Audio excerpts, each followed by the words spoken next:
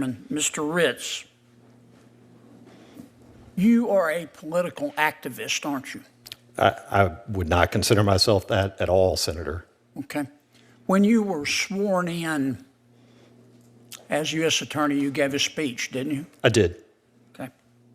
Here's what you said. I want to quote from your speech.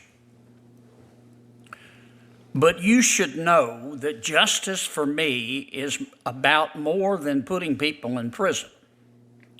For me, it's also about who votes and how hard it is to cast that vote. It's about where pipelines go.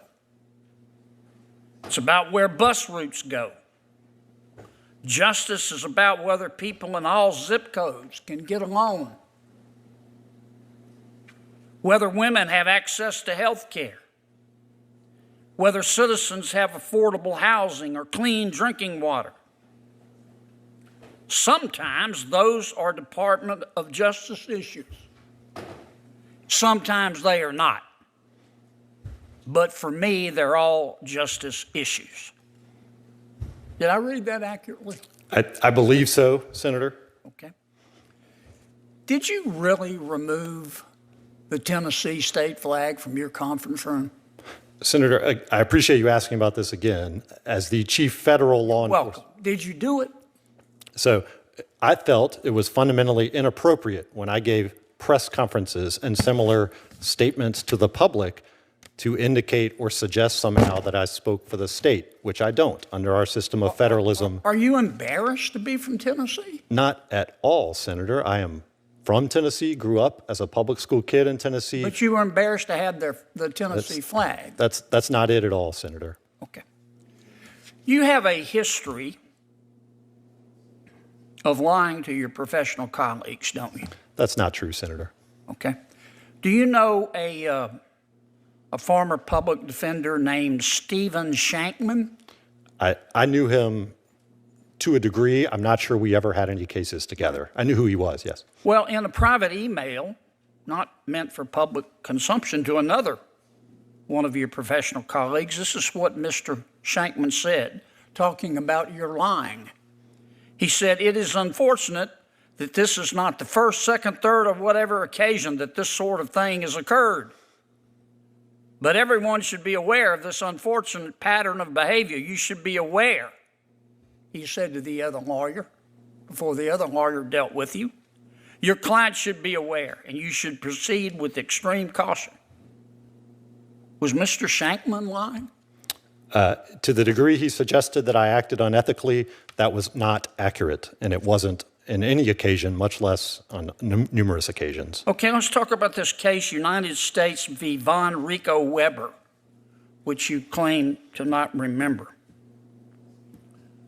But before I do that, a few seconds ago, you lied to Senator Hawley, didn't you? I'm under oath, Senator. I did not lie. You said you have no knowledge of any complaint, professional complaint made against you, didn't you? I said I have no knowledge of any sort of formal complaint, and he read from a letter that I don't believe I ever saw. And you were shocked. You never heard of that before. If there were a formal complaint, that, as I said, I had not known about that. Okay. You were amazed.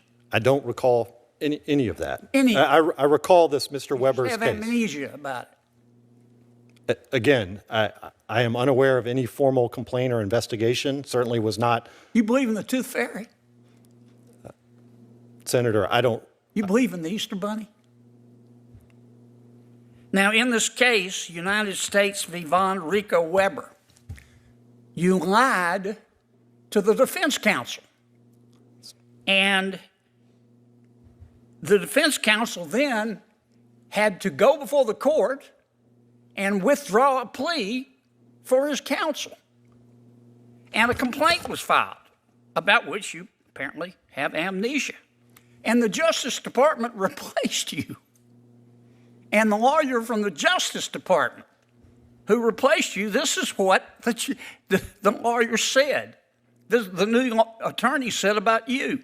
Said these allegations against Mr. Ritz are, quote, serious.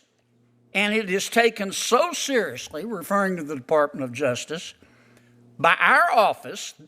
That is one of the reasons I'm here, and Mr. Ritz will be more than likely be taken off this case because of those allegations. End quote. You lied to Senator Hawley, didn't you? I didn't lie to the defense counsel in that case. I didn't lie today, Senator. Now, my good friend Senator Ossoff asked you if you'd follow the law. And you said, yeah. But if you're lying to us today, we're stuck with you, aren't we? Senator, I have not lied and did not lie in that case. You just have amnesia. I did not lie in that case.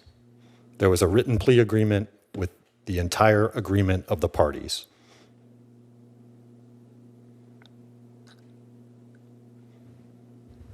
If you believe that, you believe Elvis is alive and running a small bait stand on Lake Erie. Shame on you.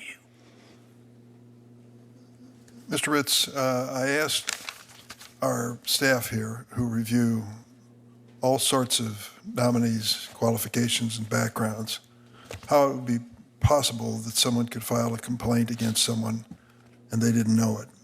They said it is not uncommon at all for OPR to decide not to act on that letter of complaint and not to proceed with it and not even to notify the person accused. That's my understanding as well, but again, yes.